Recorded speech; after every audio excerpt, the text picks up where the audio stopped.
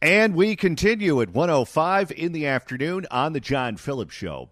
Mr. Randy Wang's in Culver City. John, we do have breaking news. About 15 minutes ago, Disney announced that they've come to agreement and the suspension is over. Jimmy Kimmel Live comes back tomorrow. Great. I thought you were going to tell me that they canceled The View, too. I don't think so. Well, I guess the good news can only come in so often. 800-222-5222 is the telephone number, 1-800-222-5222. It is our pleasure to welcome our next guest to the program. He is a longtime public school teacher here in the state of California. He is now the president of the California Teachers Empowerment Network. You can get him online at ctenhome.org and follow him on X at LD Sand. Larry Sand, welcome. Thank you, John. Pleasure to be with you. It's been a while. Yes, thank you so much for coming back. We appreciate it. Sure, my pleasure. Thank you for having me. All right, let's start out with what has happened in the aftermath of the Charlie Kirk assassination, where a number of people went on social media and celebrated the assassination. They were mocking the assassination. They were certainly happy that it happened, and they weren't afraid to not only post it on social media, but attach their name to it as well. And there are some outfits that have gone through these posts, and they've chronicled them, and they have put them into different categories by profession. And the number one profession in terms of the celebratory tweets after the assassination came from education, whether they be from K through 12 teachers or professors at the college and university level. Most of the really nasty tweets, or I guess I should say more nasty tweets, came from that profession than any other profession, and it wasn't even close. Why do you think that's the case? Well, for one thing, they know they can't get fired. The union has their back no matter what they do or say. I mean, they're perverts in the classroom because the teachers' unions let them be there. It's really as simple as that. I mean, there are that in states where the unions aren't strong, there are some teachers who are losing their job, as they should. I mean, there's a teacher in Pasadena, Texas, who posted on X, "I'm not mourning his death, I'm actually planning a soiree." You want this guy teaching your kid? Well, and here's what's wild to me about this. I know the argument that the union would give is, well, it's their First Amendment right, and just because you find their First Amendment right, you find what they're posting to be offensive, doesn't necessarily mean that they shouldn't be able to post it. But think about it from this point of view. If you're a conservative or moderate parent and you're leaving your child in the custody of someone who would rather see them dead, assuming your kid shares your politics, that's not a safe environment for that kid to be in. I wouldn't want to leave a kid of mine in that kind of environment. I don't think a lot of other people would either. Well, you're absolutely right.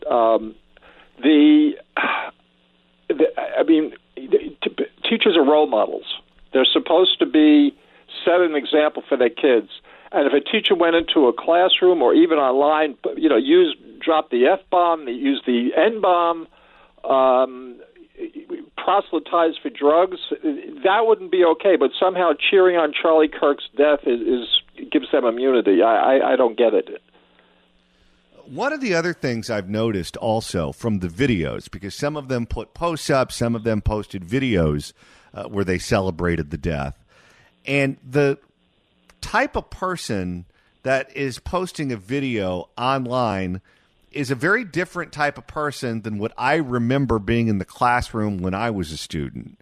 When I was a student, I'm 45 years old, so we're not talking about ancient history here, and I grew up here in California, and many of them leaned to the left or were Democrats or voted that way. Fine, that's their business, not mine, but they dressed professional.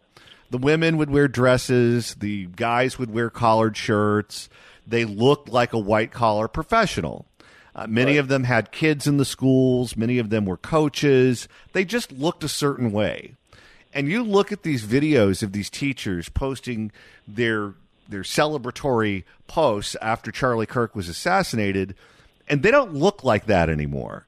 Many of them had weird colors of hair. They had purple hair, pink hair, green hair, whatever. They had so many piercings on their face, they looked like they got attacked by a stapler. They were dressed in an unprofessional way. They had political propaganda hanging in the classroom instead of, maps and things like that. It just looked like a very different type of person than what I remember. Well, it is, and this is where parents need to step up, John. The parents need to go to the school board and raise hell. Well, they start with the school, and then if the school doesn't do anything, go to the school board. And, that's sort of become the norm. Now, clearly not every classroom is like that, but anything more than zero is simply not acceptable. And when a parent sends the kid off to school, they don't know what that teacher's doing. Once the door closes in that classroom, the teacher can do anything, and if they look as weird as you're pointing out here, especially so, then I would I just wouldn't do it. As a parent, I would just homeschool or send the kid to a micro school or a private school, whatever I could afford. And parents need to step up here. I mean, I grew up in the 1950s and a little bit older than you, and my mother could send me off to school, and they had teachers like you were talking about. Not anymore. Yeah. No, what's crazy is teachers want it both ways. They're college-educated, white-collar professionals, and they want to be respected as that, and I understand that. Many of them should be respected as white-collar professionals because that's what they are if they do it the right way. But then you have other people who act like it's the SEIU. And you can't have it both ways. You can't be a respected white-collar professional and then behave like you're the SEIU and expect to live in both worlds. It's one or the other. Yeah, well, and I'll say it a second time. This is what parents have to step up, and nothing is going to change unless there's resistance. Why shouldn't a teacher do what say these evil things about Charlie Kirk or anybody else and get away with it? They shouldn't be able to get away with it. And the system is obviously screwed up. So this is where the parents need to step up. I have a friend who is a public school teacher in a suburban district in Los Angeles. And for one of her periods, she team teaches with another teacher. It's one of these things where they incorporate special ed into regular education, and two teachers teach the course. And the guy that she team teaches with, the day after the assassination happened, said, I think we should do a lesson plan as to how Charlie Kirk and his words led this to happen. And he wanted to teach the kids that it's Charlie Kirk's fault that he got shot at that university in Utah. And she said, no, we're not doing that. That's totally outrageous, and reminded him that an analyst on MSNBC, of all places, just got fired for making that exact same comment, and that she would not be doing that. He then reported her to management and said that she was the problem, and then requested to have the team teaching course dropped because he knows that she's a gun owner and he doesn't feel safe team teaching with someone who is a gun owner who is refusing to teach the lesson the right way. And you just look at that and you say to yourself, how can any learning actually happen on a campus like that, where you're hiring people, first of all, who think this way, and second of all, they're the ones that have the juice. They're the ones that have the power. They're the ones that are getting the normal ones in trouble. Yeah. Yeah, and you're talking about, somebody's always talking about an isolated case. It's not an isolated case. This happens all the time. I mean, it's not, maybe not the majority of teachers. I'm not trying to impugn the whole profession, but there are enough to really screw up a lot of kids, and a lot of kids are coming out of school screwing up, and it's not an accident. I really don't think it's an accident that the hooky rates are at an all-time high.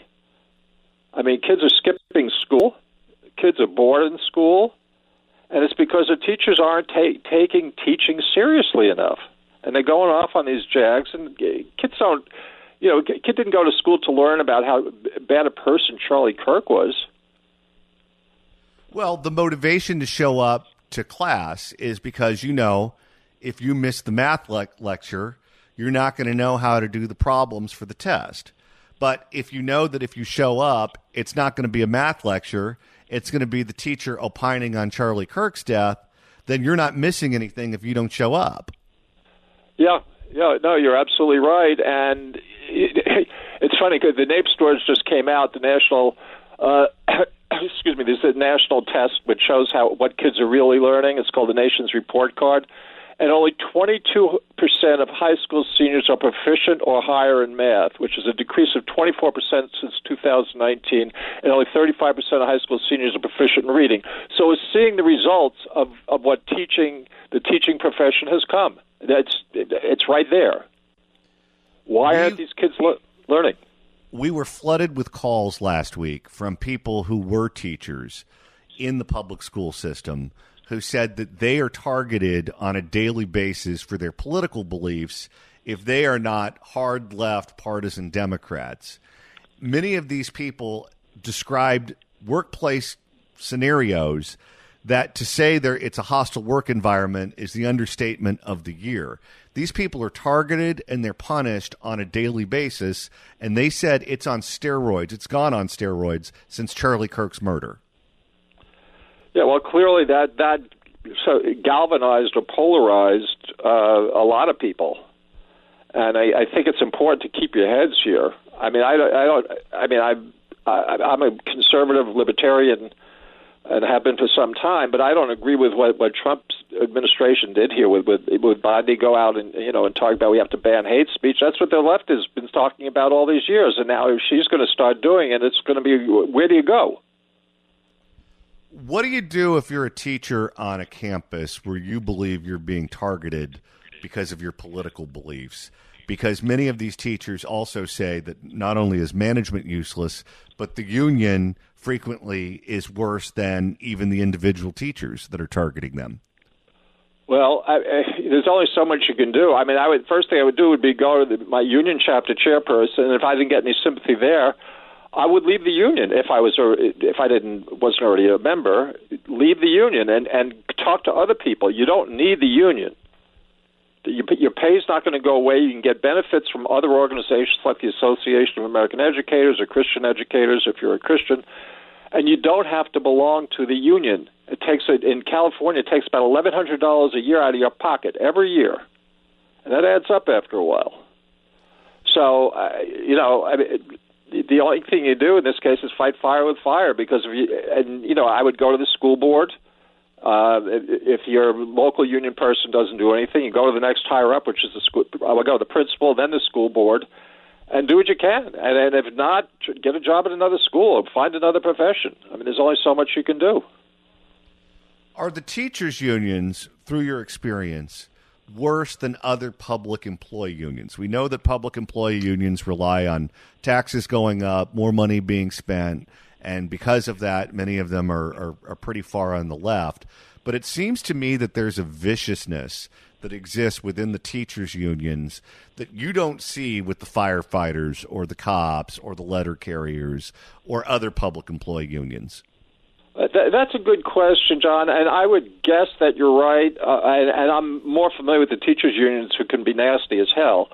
But, yeah, and the cop, you don't hear about the cops' unions as much. That they don't have as many PR problems, it seems. They're probably not as vicious. I don't know what they do behind closed doors. I don't know if they really keep bad cops in their jobs as much as teachers do. I mean, just to show you how ridiculous the situation is, back in 2012, there was something called the Students Matter case, and they found out that I think 10 teachers a year in California, out of 300,000 teachers, 10 teachers a year lose their job, and 8 of those are basically criminals. Only 2 teachers lose their job a year because they're ineffective. You're going to tell me that 2 out of 300,000 teachers shouldn't be in a classroom? No, it's nuts. The unions are the worst thing that happened to education, and as long as they're legal, the only thing teachers can do is not join. And as long as teachers pay money, why should the unions change? You're supporting them. It's so crazy to me that we're being held hostage by one union in a profession and a part of life, public education where the students are not receiving a good product. They're not receiving a good education. The test results prove that. Certainly the parents aren't happy about that. The taxpayers aren't happy about the fact that our taxes keep going up to spend more on education, and we're getting less for our money than ever before. Many of the employees on these campuses feel targeted, feel as if they work in a very hostile work environment, and there's just simply nothing that can be done that can change that. Even FDR of all people, understood that if you give public employees civil service protection, you cannot give them the right to join a public employee union too. It's one or the other. And if you give them both, you end up with super employees that you've totally lost control over. Yeah, I would just add George Amini to that column too, who's the president of, I think it's the AFL-CIO, and he didn't believe in public employee unions either, because all these people wind up sitting at a table bargaining against themselves, people they put in power.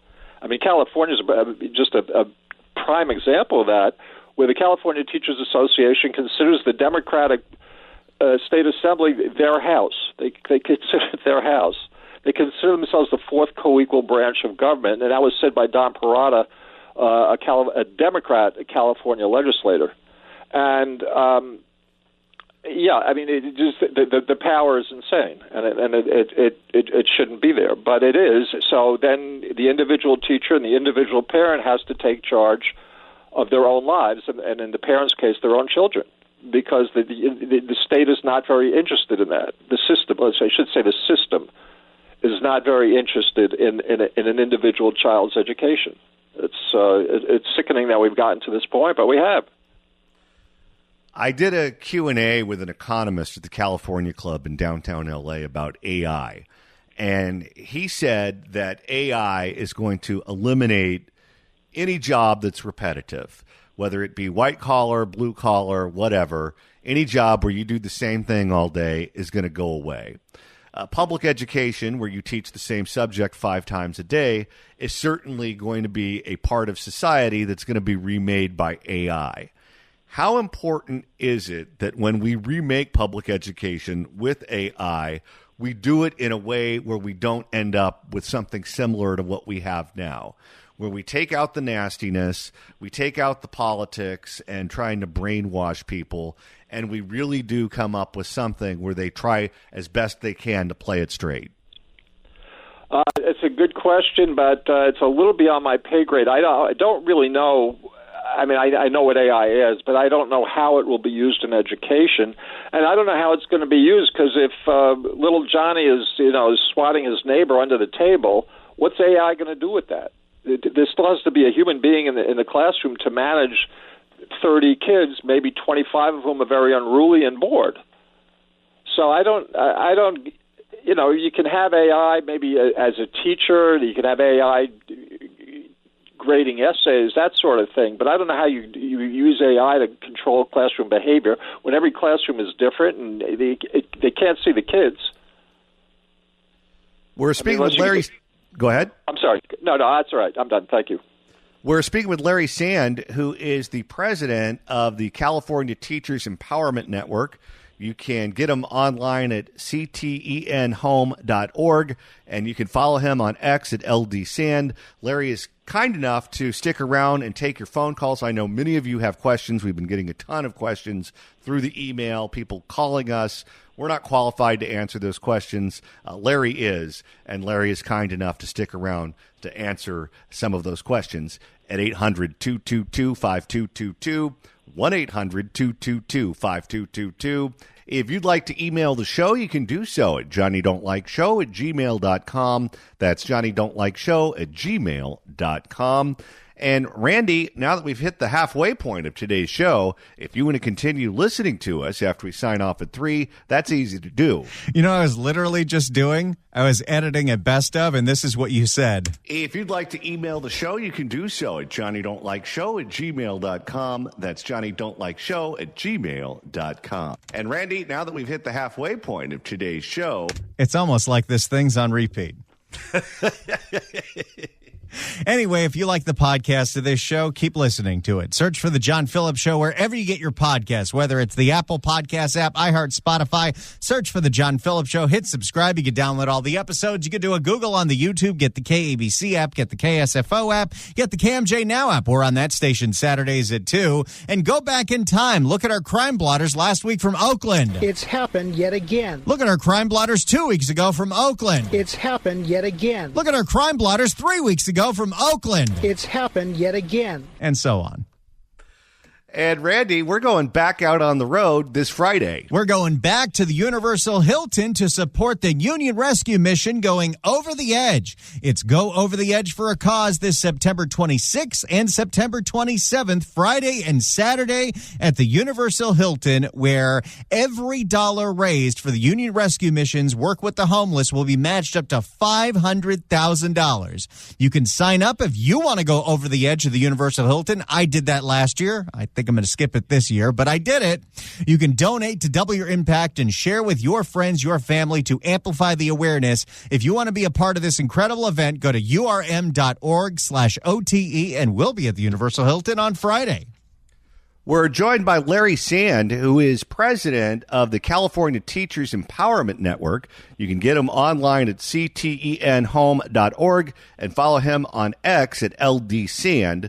He's also kind enough to stick around and take your phone calls for the rest of the hour at 800-222-5222, 1-800-222-5222. Let's begin with Joe in Santa Monica. Joe, say hi to Larry. Hey, Larry. Hi, John. And hi, Randy. I'm so glad we're talking on this subject. It's, I think, the number one issue in the country.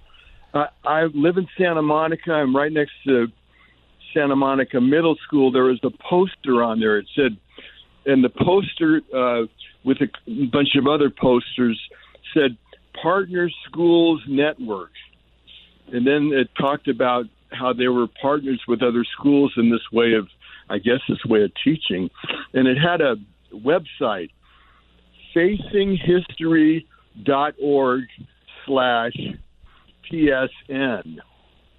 And I went to my computer and it wouldn't let me in. I guess it knew that I was a conservative guy. I asked my girlfriend, and she sent me the information, and it just seemed like a bunch of woke, I don't know how else to explain it, a bunch of woke education. And I was wondering if, Larry, if you knew about Partner Schools Network and facinghistory.org. No, I'm sorry, I can't help you on that. I'm not shocked by that, but no, I'm sorry, I don't know anything about it. It said below it, people make choices, choices make history. Okay, well, now it's in your coconut, and maybe you'll take a look at it. Oh, yeah, no, I definitely will. Thanks for the information. Appreciate it. You bet. Now, Larry, on K through 12 campuses, are certain departments known for being worse than others in terms of the bias and the amount of propaganda that is put out there? Well, first of all, it was really on elementary school through fifth grade. There are no departments. The departments, as you put it, start in middle school, where you have history, math, English, different classes, and grades 1 through 5. That doesn't apply, but it's a fair question. I would doubt it because now if you teach that 1 and 1 is 2, you're a racist. So I mean, it has seeped. You might think it would be more in English and history, and maybe it is, but it's definitely seeped into the math science realm. So no area is safe. It's like COVID or the flu. It'll go anywhere. How bad are the textbooks these days? Because I would imagine that if you're going to get a contract with the state of California or LAUSD, San Francisco Unified, some big school district in the state of California that leans very far to the left, to get on their radar as a textbook company, you have to come up with textbooks that make those school boards happy and make those unions happy. I can't speak about individual textbooks, but yeah, I mean, basically school districts, the state puts out what's called sort of a blanket statement about basics to cover, and then each school board gets into more specifics about it. It's called a framework on the state level, and school districts get into the weeds. And then it's the school districts and individual schools, actually, because I was the head of the history department in my school when I taught, and I was responsible for picking out a textbook, and I picked the most normal textbook. These days, it really depends on what school you're in, because there may be wacky textbooks out there, but the school does not have to pick them. I mean, you can go with a more traditional textbook if you so choose. Let's go to Michael in Lafayette. Michael, hello. Michael, you're on the air, sir. No, he's not. All right, let's go to Paul in San Francisco. Paul, hello. Yes, I'm a retired city worker in San Francisco. I was a member of the union. However, I think the teachers' unions in California have been very bad actors. I agree with your guest about that. However, I think teachers somehow need some professional organization to defend their rights if indeed the school board or principal or some administrator violates their rights. And so the teachers can't be out there alone trying to defend themselves. I think they need some form of professional organization to make sure that they're treated correctly. And the unions defend the good people along with the bad teachers. Larry? Well, but you don't have to have first of all, when you join a union in California and in most states, you're joining three. You're joining the local, you're joining the state, and you're joining the national. So if you join the local NEA organization, you're also going to be hooked up in California with the California Teachers Association and the NEA, and you have to pay dues to all three, and it's over $1,000 a year, as I said before. Now, I mean, if you really want to be unionized, you can start a local-only teachers union. You might have to engage a lawyer, but you can just and be more of a partner with the school district than a dissenting voice. Or you can do what they did for many years up in Clovis, California. They started a faculty senate, which is just that. It was like the teachers were represented in negotiations, but they didn't have the right to strike. They didn't have the right to push their obnoxious agenda on unwitting school children. So, yeah, teachers need representation, but it doesn't have to be a traditional teachers union. As I said, it can be a local-only union, or it can be something like a faculty senate. And then when you join with these larger networks, you're joining with a lot of Looney Tunes. I know, for example, Randi Weingarten, who is the president of the American Federation of Teachers, she has a book out right now where she's doing the circuit, promoting it, where she calls Trump a fascist. The title of the book is Why Fascists Fear Teachers. And she is out there at every opportunity calling Donald Trump a fascist. Yeah. Oh, yeah. Well, she thinks I'm a fascist because I'm a conservative. And she doesn't. Yeah, she said, here's a quote from what I'm writing this week. It says, Weingarten avers that people on the right, whom she pointedly refers to as fascists, support book bans, don't want young people to think of themselves, maintains that unions are at the forefront of expanding economic prosperity and strengthening democracy. What? I mean, this woman is nuts, frankly. And I'll go on record saying that. And I know her, by the way. I debated her in 2010, but that's another story. And Weingarten is crazy, and the union. You talk about fascism. The unions, her union, donated. Let me see. It was Republican Democratic breakdown. Over $3 million to Democrats and $3,000 to Republicans. It was over almost 99.9% of the money went to Democrats, and 0.1% of the money went to Republicans. And she's calling people like me fascists. What?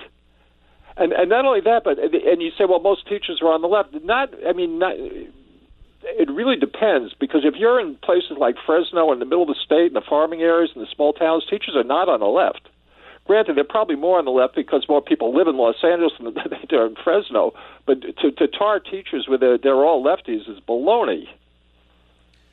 Speaking of the local, the state, and the national, I don't know if you saw this, but the man who shot up the ABC affiliate in Sacramento following the suspension of Jimmy Kimmel has been identified as Anibal Hernandez Santana. Anibal Hernandez Santana previously worked as the legislative director for the California Federation of Teachers, according to reports. That is not an insignificant post within that union. That is a post that deals directly with legislation and really shapes what types of bills come out of the state legislature on behalf of the teachers union. And this guy was apparently the nut that shot up the ABC affiliate in Sacramento because he was upset at Jimmy Kimmel getting put on ice. Yeah, well, this is a developing story. I saw that a little bit earlier. Yeah, should it be relevant, the California Federation of Teachers is the second largest teachers union in California. The CTA, the California Teachers Association, is by far bigger. But there are areas where the CFT has their domain. And for what it's worth, that's a state affiliate of Randy Weingarten's American Federation of Teachers. And then she's calling, people like me fascist. I just have no words. I'm speechless. Was she as nasty in person as she is on TV? No, she was actually very pleasant in person. But, I mean, she's not too smart. I don't know how she got to be a lawyer. Lawyers are like some of the smartest people in the world. I don't know how she got to be a lawyer. But anyway, I don't need to deal with ad hominem stuff here. Although I'll stand by everything I said. All right. If you have a question for Larry Sand, give us a call at 800-222-5222, 1-800-222-5222. 800-222-5222 is the telephone number. 1-800-222-5222. We're joined by Larry Sand, who's the president of the California Teachers Empowerment Network. You can get him online at ctenhome.org and follow him on X at LDSand. Let's go back to the phones and welcome Michael in Lafayette. Michael, hello.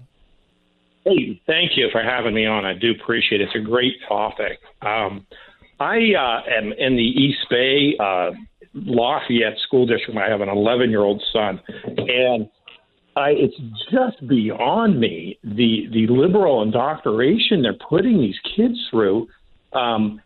His elementary school is known nationally for having a principal that read transgender picture books to kindergartners. You can actually look it up, and I don't know. I'm just at a loss for words. Even after Trump was elected, they're still flying Black Lives Matter every day. They had an LGBTQ week during Easter week, and I kept my son out of school on Good Friday. I don't know. I just wanted to make that statement. Unbelievable. Well, have you gone to the school board about this? I have not, and partially because I was under this understanding during the Biden administration that they could consider you a terrorist if you spoke out against them. So I don't know if that's changed, but I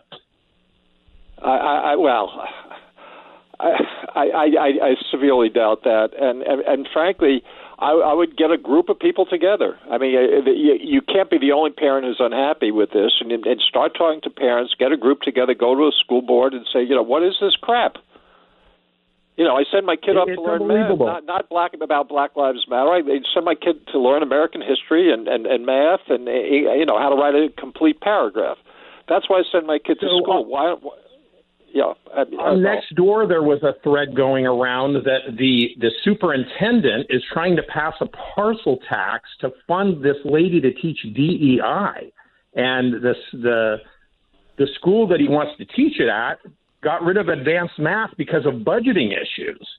And I mean, there's just not words for it. I don't know, but I agree. I guess at some point you got to speak up and get involved. But what's also comical is the next door threads that talk about this. They will delete them. It's unbelievable. There was a thread about a high school here where students were celebrating the death of Charlie Kirk. It was a parent of one of the students, and she said, "Hey, my daughter was very distraught because a bunch of the kids were celebrating it." And there were about 2 people that had chimed in on this thread, and the next morning I look at it, it's gone. They just deleted. Anyway, just let you know what's happening here in the East Bay. It's unbelievable. Yeah, no, I wish I could say I was shocked, but this is what's going on, and as long as good people let it will. So, I mean, I'm not trying to chastise you, sir, but I would go to a school board meeting and take as many people as possible and tell them, it's got to stop, and, see what happens. Nobody's going to arrest you.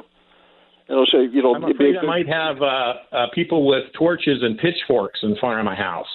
Well, you might want to move. I mean, if you live in that kind of a neighborhood, I'm a little grounded here. I would if I was a younger person, I would 100% leave as quick as I could. I'd be down at U-Haul, but unfortunately, my situation won't allow that. And the saddest part of the whole thing is, long story short, my son is going to the schools that I went to. I went to these schools, and to see what has happened to him, it's just heartbreaking. I don't know. Well, I don't know about your financial situation, and I'm not trying to pry, but have you thought maybe about a private school? I have, but the funny thing is I ask my son every day, hey, what did you guys talk about? And when they had the LGBTQ week, I told him, hey, bring up to your teacher that 6 of the last 7 school shooters have been transgender. And you know what the teacher told him? She said, oh, you can't say that. It's just, I ask him every day, hey, what are they teaching you? And one more quick thing, he went to a science camp in 5th grade, and they you had to address the staff and fellow participants under the gender they desired. And my son said, hey, I identify as a tree. And they go, oh, that's not funny. You can't joke about that. But anyway, I'm trying to raise him right. Yeah, you got to laugh or you cry about it. Well, I wish you well. But my only advice is don't. I love the dialogue. It's a great show. Thank you very much, sir.